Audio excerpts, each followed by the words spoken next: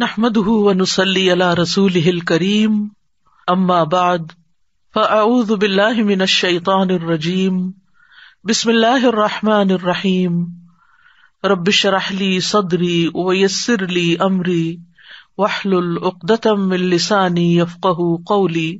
نماز تہجد یہ بھی بڑا قیمتی وقت ہوتا ہے۔ تہجد کا معنی قرطبی رحمہ اللہ نے اللہ تعالیٰ کے اس قول کی تفسیر میں کہا وَمِنَ اللَّيْلِ فَتَهَجَّدْ بِهِ نَافِلَةً لَكَ عَسَىٰ أَن يَبْعَثَكَ رَبُّكَ مَقَامًا مَحْمُودًا، اور رات کے کچھ حصے میں پھر اس کے ساتھ بیدار رہو، اس حال میں کہ تمہارے لیے یہ زائد ہے، نافل ہے، ایکسٹرا نماز ہے آپ کے لیے، قریب ہے کہ تمہارا رب تمہیں مقام محمود پر کھڑا کرے۔ تو بلند مقام پانے کے لیے پھر زیادہ سجدوں کی ضرورت ہے۔ التہجد الحجود سے مشتق ہے، حجود مصدر ہے اس کا۔ یہ ان کلمات میں سے ہے جن کے متضاد معنی ہوتے ہیں، جیسے اشترا کا معنی خریدا اور بیچا دونوں ہوتے ہیں نا، تو حجود کا معنی بھی حجدا یعنی وہ سویا رہا، اور حجدا یعنی وہ جاگتا رہا، دونوں معنی آتے ہیں۔ حجدا کا معنی سویا اور جاگا دونوں ہے، یہ متضاد معنی دیتا ہے، اور یہ خصوصیت عربی میں ہی ہے۔ تو تہجد سے کیا مراد ہے؟ جہاں تک تہجد کی بات ہے تو یہ خاص طور پر رات کی نماز کو کہا جاتا ہے۔ بعض لوگوں نے اس کی قید یہ بیان کی ہے کہ رات کو سو جانے کے بعد دوبارہ اٹھ کر نماز ادا کرنا تہجد کہلاتا ہے۔ یعنی حجدا کا معنی سویا اور حجدا معنی جاگا، یعنی سو کے جاگ کر جو نماز پڑھی جاتی ہے وہ تہجد کہلاتی ہے۔ ٹھیک، قیام اللیل، اب ایک ہے قیام اللیل اور ایک ہے تہجد اور ایک ہے تراویح۔ قیام اللیل کا معنی کیا ہے؟ رات کے کچھ حصے کو نماز اور قرآن کی تلاوت اور اللہ کے ذکر میں گزارنا چاہیے، چاہے وہ ایک گھڑی ہی کیوں نہ ہو، 5 منٹ کیوں نہ ہو، 2 نفل کیوں نہ ہو، اور اس طرح کی کچھ اور عبادات میں وقت گزارنا قیام اللیل کہلاتا ہے۔ اس میں یہ شرط نہیں کہ وہ رات کا اکثر حصہ اسی طرح گزارے۔ یاد رکھیے یہ بڑی خوشخبری ہے، جو لوگ تھوڑی دیر بھی اسپیئر کر سکتے ہیں، اور آج کل ماشاءاللہ یہاں کی راتیں ہی راتیں ہیں، تو اس میں یعنی کہ اتنی دیر سے جب فجر ہو رہی ہو تو اس سے پہلے کسی بھی وقت آدھا گھنٹہ پہلے بھی اگر انسان اٹھ جاتا ہے تو اس چیز کو کر سکتا ہے۔ مراق الفلاح میں آیا قیام اللیل کا معنی رات کا بڑا حصہ اللہ کی اطاعت میں مشغول ہو کے گزارنا، یعنی یہ بھی رائے ہے، اور کہا جاتا ہے کہ ایک گھڑی وہ قرآن پڑھے یا تسبیح سنے یا تسبیح کرے یا نبی صلی اللہ علیہ وسلم پر درود بھیجے۔ کچھ لوگ ایسے ہوتے ہیں کہ ان کو صبح جلدی کام پہ جانا ہوتا ہے، ان کے پاس وقت نہیں ہوتا، تو کام پہ جاتے ہوئے بھی راستے میں خوب اللہ کا ذکر کرتے جائیں، تلاوت کرتے جائیں یا سنتے جائیں، ٹھیک ہے، تو وہ اس سعادت کو پا لیں گے جو رات کے وقت اللہ کی عبادت کی ہے۔ قیام اللیل کے معنی میں عمومیت ہے، یعنی کھڑا ہونا ہی مراد نہیں ہے بلکہ رات میں جاگ کے عبادت کرنا ہے۔ قیام اللیل تہجد کے معنی کی نسبت زیادہ عام اور شامل ہے، یعنی اس میں سب کچھ شامل ہے، قیام اللیل میں سب کچھ شامل ہے۔ اس میں وہ نماز بھی شامل ہے جو نیند سے پہلے کی اور جو سو کر اٹھنے کے بعد ادا کی جائے، یعنی قیام اللیل میں ضروری نہیں کہ آپ سو کے اٹھیں تو ہی آپ قیام اللیل کر سکتے ہیں۔ رمضان میں جو آپ سوئے بغیر تراویح پڑھتے ہیں وہ بھی قیام اللیل ہی ہوتا ہے، لیکن ہم عام طور پر قیام اللیل کس کو سمجھتے ہیں؟ وہ آخری حصے میں جو نماز رات مسجد میں رک کے پڑھتے ہیں وہ قیام اللیل ہوتا ہے۔ جبکہ تہجد کی نماز کے ساتھ خاص ہے، اس کے بارے میں 2 قول ہیں۔ پہلا قول، رات کی مطلق نماز کو تہجد کہا جاتا ہے، اکثر فقہا کا یہ خیال ہے، یعنی رات کے کسی حصے میں بھی پڑھ لیں، عشاء کے بعد چند نفل اور پڑھ لیں، درمیان میں پڑھ لیں، جو لوگ رات بھر جاگتے رہتے ہیں وہ سونے سے پہلے پڑھ لیں یا سو کے اٹھ کے پڑھ لیں، سب تہجد ہی کہلائے گا۔ دوسرا قول یہ کہ کچھ دیر سونے کے بعد اٹھنا جو ہے وہ تہجد کہلاتا ہے، یعنی معنی میں اختلاف ہے، لیکن اصل بات تو ایک ہی ہے نا، اور وہ کیا ہے؟ رات کی نماز۔ ٹھیک ہے، قیام اللیل کیا ہے؟ رات کی نماز، تسبیح، قرآن کا پڑھنا۔ تہجد، قیام اللیل، تراویح میں فرق، یہ تو اتنا ایشو رہتا ہے کچھ نہ پوچھے۔ ابن باز رحمہ اللہ سے پوچھا گیا کہ نماز تراویح، قیام اللیل اور تہجد میں کیا فرق ہے، آپ ہمیں فتویٰ دیں، اللہ آپ کو اجر دے۔ تو انہوں نے جواب دیا کہ رات کی نماز کو تہجد بھی کہا جاتا ہے اور قیام اللیل بھی کہا جاتا ہے۔ کیا کہا؟ رات کی نماز کو تہجد بھی کہا جاتا ہے اور قیام اللیل بھی کہا جاتا ہے۔ جہاں تک تراویح کا تعلق ہے تو علماء کے نزدیک یہ رمضان کی راتوں کے اول حصے میں کیے جانے والے قیام اللیل پر بولا جاتا ہے، عشاء کے بعد جو پڑھتے ہیں اس کو تراویح کہتے ہیں۔ اس کے ساتھ ساتھ اس بات کا بھی خیال رکھا جاتا ہے کہ یہ نماز ہلکی پڑھائی جائے اور لمبی نہ کی جائے، یعنی یہ تراویح کی خاص خصوصیت ہے۔ اور اس کو تہجد کا نام دینا بھی جائز ہے، اس کو قیام اللیل کا نام بھی دیا جا سکتا ہے، اس میں کوئی حرج کی بات نہیں۔ یعنی بیسیکلی جس وقت جو بھی پڑھے رات کو جو عبادت کریں گے وہ قیام اللیل بھی کہلاتی ہے، وہ تہجد بھی کہلاتی ہے، اور تراویح بھی، خصوصاً اول رات میں تراویح ہوتی ہے۔ تراویح رمضان کے لیے اسپیسیفک ہے۔ اچھا، یہ تراویح بھی لفظ جو ہے نا بعد کی پیداوار ہے، نبی صلی اللہ علیہ وسلم کے زمانے میں کوئی تراویح نہیں تھی، قیام اللیل ہی تھا۔ قیام اللیل قم اللیل، نبی صلی اللہ علیہ وسلم کو خطاب ہے، اے کپڑے میں لپٹنے والے رات کو قیام کرو مگر تھوڑا، آدھی رات قیام کرو یا اس سے تھوڑا سا کم کر لو یا اس سے زیادہ کر لو، اور قرآن کو خوب ٹھہر ٹھہر کر پڑھو، ٹھہر ٹھہر کر پڑھنا، جلدی نہیں۔ وَمِنَ اللَّيْلِ فَاسْجُدْ لَهُ وَسَبِّحْهُ لَيْلًا طَوِيلًا، سورۃ الدہر میں آتا ہے، اور رات کے کچھ حصے میں پھر اس کے لیے سجدہ کرو اور لمبی رات تک اس کی تسبیح کیا کرو۔ سورۃ بنی اسرائیل میں ہے، وَمِنَ اللَّيْلِ فَتَہَجَّدْ بِهِ نَافِلَةً لَكَ عَسَىٰ أَن يَبْعَثَكَ رَبُّكَ مَقَامًا مَحْمُودًا، اور رات کو آپ تہجد کی نماز ادا کیجیے، یہ آپ کے لیے زائد نماز ہے، یعنی باقیوں کے لیے 5 ہے اور آپ کے لیے یہ چھٹی۔ این ممکن ہے کہ آپ کا رب آپ کو مقام محمود پر فائز کر دے۔ آغاز میں تہجد فرض تھی۔ زرارہ سے روایت ہے کہ سعد بن ہشام بن عامر کہتے ہیں کہ میں نے عائشہ رضی اللہ عنہا سے کہا، مجھے رسول اللہ صلی اللہ علیہ وسلم کی رات کے قیام کے بارے میں خبر دیں، تو انہوں نے کہا، کیا تم یا ایھا المزمل نہیں پڑھتے؟ میں نے کہا، کیوں نہیں؟ انہوں نے کہا، بے شک اللہ عز و جل نے اس سورت کے آغاز میں رات کا قیام فرض قرار دیا تو اللہ کے نبی صلی اللہ علیہ وسلم اور آپ کے ساتھیوں نے سال بھر قیام کیا، اور اللہ نے اس سورت کی آخری آیت 12 ماہ تک آسمان پر روکے رکھی، یہاں تک کہ اللہ نے سورت کے آخر میں تخفیف کا حکم نازل فرمایا تو رات کا قیام فرض ہونے کے بعد نفل میں تبدیل ہو گیا۔ اس نے جان لیا کہ تم ہرگز اس کی طاقت نہیں رکھو گے، سو اس نے تم پر مہربانی فرمائی، تو قرآن میں سے جو میسر ہو پڑھو، چھوٹی سورت بڑی سورت جتنا بھی۔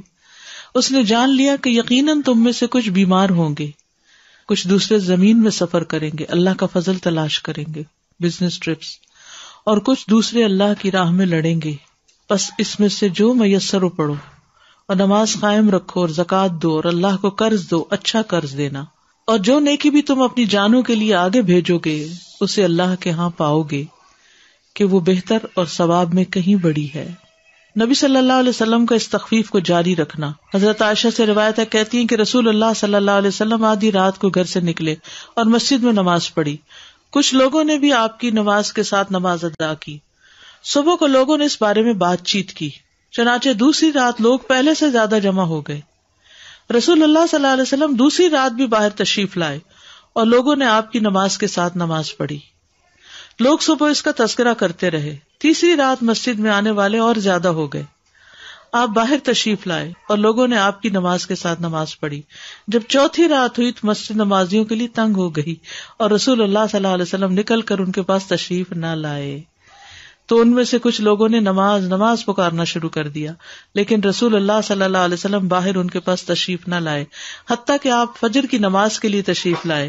پھر جو فجر کی نماز پوری کر لی تو لوگوں کی طرف متوجہ ہوئے، پھر شہادتین پڑھ کر فرمائے خطبہ دیا، اما بعد، آج رات تمہارا حال مجھ سے مخفی نہ تھا، یعنی مجھے پتا تھا تم انتظار کر رہے ہو، لیکن مجھے ڈر ہوا کہ رات کی نماز تم پر فرض نہ کر دی جائے، پھر تم اس کی ادائیگی سے عاجز آ جاؤ، تو اس لیے میں نہیں نکلا۔ کتنا خیال تھا کہ امت مشقت میں نہ پڑے، ورنہ اس وقت کے لوگوں کی تو ہمتیں اور تھی، شوق میں وہ پڑھ لیتے اور پھر ہم سب پر بھی ایک ذمہ داری عائد ہو جاتی۔ کئی لوگ کہتے ہیں نا، کیا تراویح پڑھیں، ضروری ہے تراویح پڑھنا، اور یہ جماعت سے کیوں پڑھتے ہیں آپ لوگ؟ نبی صلی اللہ علیہ وسلم تو اپنے نفل اکیلے پڑھتے تھے۔ پھر یہ 3 دن جو پڑھایا، یہ اس وجہ سے پڑھایا تاکہ جماعت سے پڑھنے کا بھی ایک جواز ہو۔ ایک خاتون بہت پریشان میرے پاس آئی اور ماشاءاللہ بہت پڑھی لکھی سمجھدار خاتون، کہتی میں ساری زندگی تراویح کا اہتمام کرتی رہی ہوں. ریسنٹلی کسی نے مجھے شک میں ڈال دیا کہ جی تراویح کا تو لفظ ہی نہیں ہے قرآن و سنت میں، اور جماعت سے پڑھنے کا کہاں حکم ہے، اور اس قسم کی بہت سی باتیں. اتفاق کی بات کہ انہی دنوں میں نے ایک آرٹیکل پڑھا تھا اور ریفرنس تازے مجھے یاد تھے سب، تو میں نے ان کو دکھایا تو وہ سکون میں آ گئی. کہتی ہے 3 دن سے میں مسجد ہی نہیں گئی، 3 دن سے، رمضان کا مہینہ تھا یہ 3 دن سے میں نے نماز ہی نہیں پڑھی، کیونکہ کسی نے مجھے شک میں ڈال دیا یہ ہے ہی نہیں. آپ نے اس لیے نہیں مسلسل جماعت سے پڑھوائی کہ کئی لوگوں پہ فرض ہی نہ ہو جائے، یہ رمضان ہی کا موقع تھا.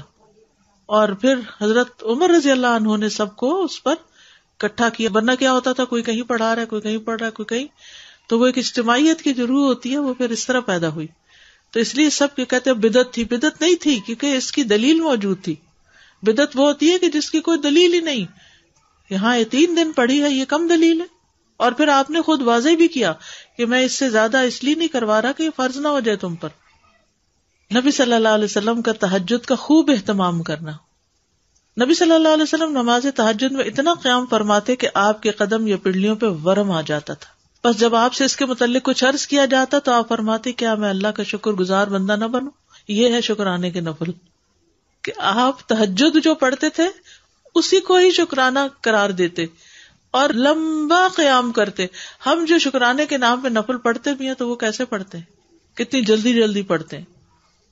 عبداللہ بن عمیر نے حضرت عائشہ سے کہا رسول اللہ صلی اللہ علیہ وسلم کا کوئی تعجب انگیز عمل جو آپ نے دیکھا وہ بیان کرے. وہ رونے لگی اور کہا آپ راتوں میں سے ایک رات کو کھڑے ہوئے اور فرمایا اے عائشہ مجھے چھوڑ دو کہ میں اپنے رب کی عبادت کر لوں. کہتی ہیں میں نے کہا اللہ کی قسم میں آپ کی قربت کو پسند کرتی ہوں، یعنی میں چاہتی ہوں آپ میرے پاس رہیں، لیکن وہ چیز بھی پسند ہے جو آپ کو خوش کر دے. کہتی ہیں آپ اٹھے، وضو کیا اور نماز کے لیے کھڑے ہو گئے. آپ مسلسل روتے رہے یہاں تک کہ آپ کی گود بھیگ گئی، پھر روئے اور روتے رہے حتیٰ کہ زمین تر ہو گئی.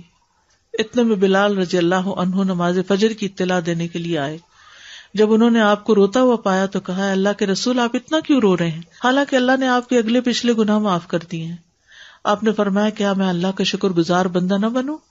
آج رات مجھ پر چند آیات نازل ہوئی، اس آدمی کے لیے ہلاکت ہے جس نے ان کو پڑھا لیکن ان پہ غور و فکر نہیں کیا، اور وہ ہیں سورۃ آل عمران کی آخری آیات ان فی خلق السماوات والارض واختلاف اللیل والنہار. نبی صلی اللہ علیہ وسلم کو تہجد نہ چھوڑنا. اللہ کے نبی جب کوئی نماز پڑھتے تو آپ پسند کرتے کہ اس پر قائم رہیں، اور جب آپ صلی اللہ علیہ وسلم پر نیند یا بیماری غالب آ جاتی اور رات کا قیام نہ کر سکتے تو آپ دن میں 12 رکعتیں پڑھ لیتے. نبی صلی اللہ علیہ وسلم کا گھر والوں کو تہجد کے لیے اٹھانا. حضرت علی بن ابی طالب رضی اللہ عنہ سے روایت ہے کہ رسول اللہ صلی اللہ علیہ وسلم رات کے وقت میرے اور فاطمہ کے پاس تشریف لائے اور ہمیں نماز تہجد کے لیے جگایا. پھر آپ اپنے گھر کی طرف لوٹ گئے اور رات کافی دیر تک نماز پڑھتے رہے. تو آپ نے ہماری طرف سے کوئی آہٹ نہ سنی تو دوبارہ ہماری طرف تشریف لائے اور ہمیں پھر جگایا اور فرمایا دونوں اٹھو اور نماز پڑھو، جیسے ہم اپنے بچوں کو کہتے ہیں. میں آنکھیں ملتا وہ اٹھ کر بیٹھ گیا اور کہہ رہا تھا اللہ کی قسم بے شک ہم تو وہی نماز پڑھیں گے جو اللہ نے ہماری قسمت میں لکھی. یقیناً ہمارے نفس اللہ کے ہاتھ میں، وہ اگر چاہے گا کہ ہمیں اٹھائے تو ہمیں اٹھا دے گا. کہتے پھر رسول اللہ صلی اللہ علیہ وسلم اپنی ران پہ ہاتھ مارتے ہوئے تشریف لے گئے اور فرما رہے تھے ہم وہی نماز پڑھیں گے جو اللہ نے ہماری قسمت میں لکھی. وَكَانَ الْإِنسَانُ أَكْثَرَ شَيْءٍ جَدَلًا. حقیقت یہ کہ انسان سب سے زیادہ جھگڑالو ہے، یعنی ہم ہمیشہ اپنے لیے کوئی نہ کوئی دلیل تلاش کر لیتے ہیں جب ہم نے کوئی کام نہیں کرنا ہوتا. آخرت کی فکر کے لیے رات کو جگانا. ام سلمہ بیان کرتی کہ نبی صلی اللہ علیہ وسلم ایک رات بیدار ہوئے تو فرمایا سبحان اللہ، آج رات کس قدر سنگین فتنے نازل ہوئے اور کس قدر عظیم خزانے اتارے گئے. کون ہے جو ان حجروں میں سوئی ہوئی عورتوں کو بیدار کرے؟ اپنی ازواج کی طرف اشارہ تھا. بہت سی عورتیں جو دنیا میں لباس پہننے والی ہیں آخرت میں برہنہ ہوں گی، کیونکہ بغیر لباس کے اٹھیں گے نا سب. لوگوں کو تہجد کی ترغیب دلانا، یعنی اپنے گھر والوں سے شروع کیا اور اب عام لوگوں کے لیے بھی. ابی ابن کعب فرماتے کہ جب رات کا تہائی حصہ گزر جاتا تو رسول اللہ صلی اللہ علیہ وسلم اٹھ کھڑے ہوتے اور فرماتے اے لوگو اللہ کو یاد کرو، اللہ کو یاد کرو، سور پھونکنے کا وقت آ گیا ہے. پھر اس کے بعد دوسری مرتبہ بھی پھونکا جائے گا. موت اپنے پیش آنے والے حالات کے ساتھ آ پہنچی، موت اپنے پیش آنے والے حالات کے ساتھ آ پہنچی، یعنی موت قریب ہے، تیاری کرو، یہ مطلب تھا. سلف صالحین کا نوجوانوں کو تہجد کے لیے اٹھانا. محمد بن یوسف کہتے ہیں سفیان ثوری رحمہ اللہ ہمیں رات کو قیام کرواتے اور کہتے اے نوجوانوں قیام کرو، جب تک تم جوان ہو نماز پڑھتے رہو، اگر تم آج نماز نہیں پڑھو گے تو کب پڑھو گے. ابن عمر کہتے ہیں عبادات میں سب سے پہلی عبادت جس میں کمی آتی ہے وہ رات کو تہجد کی نماز ہے اور اس میں اونچی آواز سے قرآن پڑھنا ہے. تو یہ جو نوجوانوں کو پڑھانا ہے نا، ہمارے بچے تو فرض نماز بھی مشکل پڑھتے ہیں تو تہجد کا پڑھیں گے. اللہ ماشاء اللہ کچھ بچوں کو تو اللہ تعالیٰ توفیق دیتا ہے اور وہ جوانی میں ہی پڑھنا شروع کر دیتے ہیں. ہمیں یاد ہے کہ ہمارے والد ہمیں اس بات پہ اجازت دیتے تھے کہ اپنے فرینڈز کو رات کو اکٹھا کر لیں اور رات جاگ کر نمازیں پڑھیں. اکیلے اکیلے پڑھنا مشکل ہے تو ان کا مقصد یہ ہوتا تھا کہ ہم مل کے، وہ اکثر بچے کہتے ہیں سلیپ اوور کے لیے جانا ہے یا فرینڈز کو بلانا ہے، تو ہم ٹوٹل نہ کر دیتے ہیں. تو اس میں یہ ہے کہ اپنے گھر پہ بلا لیں اور ان سے کہیں کہ مل کے تہجد پڑھیں، اور ٹھیک ہے کچھ اور گپ شپ بھی. لیکن آپ دیکھیے کہ پھر ہوتا کیا ہے، عام طور پر تو پھر کھیل تماشے ہی ہوتے ہیں اور کھانا پینا. جی قیام نائٹ نہ ہونے سے بہتر ہے اگر تھوڑا سا بھی 2 رکعتیں بھی پڑھ لینا کہیں اور جا کے رات گزارنے سے تو بہتر ہے کہ مسجد میں تو ہے نا. وہ فار لائف اس کی ہیبٹ بھی بن جاتی، پھر انسان کو چھوڑنے کو دل نہیں چاہتا اس چیز کو. دین کا کام جو لوگ کرتے ہیں نا ان کے لیے بہت ضروری ہے کہ وہ ایکسٹرا نماز پڑھیں. اگر رات کو کسی وجہ سے نہیں پڑھ سکتے تو دن میں پڑھ لیں، لیکن صرف فرض پر نہ رہیں، نوافل ضروری ہیں. وآخر دعوانا ان الحمد للہ رب العالمین. سبحانک اللہم وبحمدک اشہد ان لا الہ الا انت استغفرک واتوب الیک. السلام علیکم ورحمۃ اللہ وبرکاتہ.